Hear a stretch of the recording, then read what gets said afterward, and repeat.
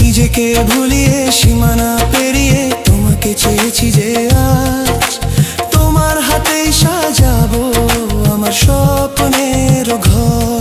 আমি তোমার প্রেমে পড়ে দুনিয়া ভুলে গেছি।